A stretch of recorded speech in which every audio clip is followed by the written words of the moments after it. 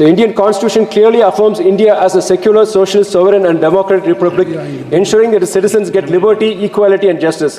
Federalism is an integral part of our republic that ensures diversity, peace, stability and mutual accommodation in a multicultural, cultural and diversified country like ours. However, the union government and the budget have abandoned key aspects of both the constitution and federalism. My state of Tamil Nadu has been neglected in the union budget, though it is the second largest state economy, contributing nearly 8.8% to the nation's GDP and also contributing 10% to the country's total exports. Though my state accounts for nearly 6% of the country's population, Tamil Nadu's share from the total divisible pool of central taxes has decreased to just 4%. In spite of numerous letters by our Honorable Chief Minister, Mr. M.K. Stalin, seeking 37,907 crores for flood relief, the centre had sanctioned a mere 276 crores, that too after the Supreme Court's intervention. However, the central government with a stepmotherly attitude has allotted thousands of crores for flood mitigation measures in other states. Is this because Tamil Nadu is the land of Thandai Periyar and Perinjar Anna? Is this because we believe in the teachings of the Mahatma and Baba Sahib Ambedkar and we do not believe in the teachings of Veer Savarkar and Godse? Sir, though a budget of rupees 24,930 crores has been allotted to MRTS and metro projects in this union budget, it is highly disheartening to note that the second phase of Chennai Metro and much awaited metro projects in Madurai and Coimbatore have not been mentioned. Out of 63,000 crores cost for the second phase of Chennai Metro, our state government has allotted so far 21,000 crores in spite of strained finances.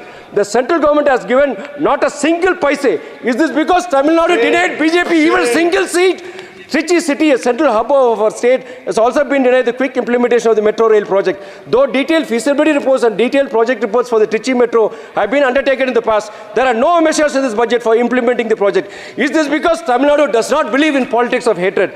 In the long pending demand for a new railway lane from Thanjavur to Madurai via Gandharavkote and Pudukkottai has also been ignored in this budget. A part of this railway lane was surveyed and sanctioned in the year 2012 and 13 and mentioned in the Pink Book of the Railways till 2018-19. The much Thambaram Chengalpet elevated expressway to decongest the traffic to Chennai city has also been ignored in this budget. Is this because Tamil Nadu does not believe in divisive politics?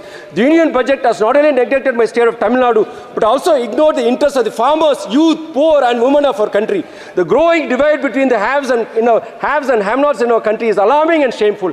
10% of our population holds 77% of our nation's wealth. A handful of corporates have immensely profited at the expense of the MSME sector. A billionaire spends rupees 5,000 crores for his family's wedding, whereas more than 10,000 farmers commit suicide every year due to mounting farm debts. This budget fails to legalize the guarantee for MSP based on the MS Swaminathan Commission formula of C2 plus 50%. This budget also fails to provide pensions, waivers on farm loans, and compensation for more than 700 farmers who lost their lives during the 2020-21 farm protests. There has been no waiver of GST on farm inputs like seeds, pesticides, and fertilizers. The demand to reduce GST on pesticides from 18% to 5% has been ignored. The allocation for agriculture and allied sectors as a percentage of the total budget has been continuously declining from 2019 onwards from 5.4% to the present 3.15%. In a stark contrast to the all is well story by the union government, unemployment ratios and inflation, the two indicators of the nation's economy, portray a very grim picture. Unemployment ratio is at an all-time high of 9.2%. Food inflation has crossed the 10% barrier.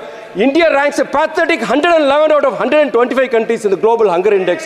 This government for the past 10 years boasts of its love for the Indian youth. However, more than 10,000 youth commit suicides every year due to stress caused by mounting education loans, unemployment and a faulty education system plagued by question paper leaks and scams.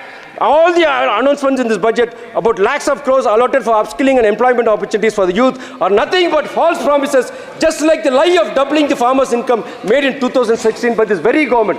I would like to conclude my speech by saying that this budget... Sir, just 1 minute, sir.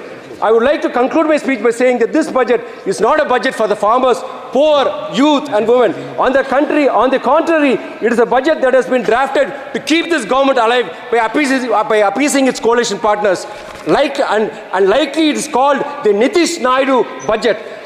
I also say this budget, sir, it aids crony capitalism. It is a budget that goes against the basic tenets of the Constitution, that is equality and justice. It is a budget that goes against the spirit of Ambedkar's federalism. I humbly request the Union government to transcend political boundaries and ideologies to serve the common man and this great country, sir. Thank you, sir. Vanniyar சமுதாயத்தின் மக்களை திமுக பழி வாங்குதுன்னு சொல்றீங்களே, வாய் கூசுல உங்களுக்கு. Anbumani, mister Anbumani, உங்களுக்கு வாய் கூசுல சொல்லாம அந்த வார்த்தையை. இது ஜெயலலிதா பார்த்து சொல்லணும், எம்ஜிஆர் பார்த்து சொல்லணும், எடப்பாடி பழனிசாமி பார்த்து சொல்லணும். 10.5 கொடுக்குறோம்னு சொல்லி வன்னியர்கள் ஓட்ட வாங்கி வன்னியர்களை ஏமாத்தணும். எடப்பாடி பழனிசாமி பார்த்து சொல்லணும் வன்னியர்களை ஏமாத்திட்டாங்கன்னு சொல்லி அதிமுக பார்த்து சொல்லணும். திமுக பார்த்து சொல்லாம வன்னியர் சமுதாயத்தின் மக்களுக்கு 100% நன்மை செய்த ஒரே தலைவன் இந்த உலகத்தில் ஓய்வு கொடுத்து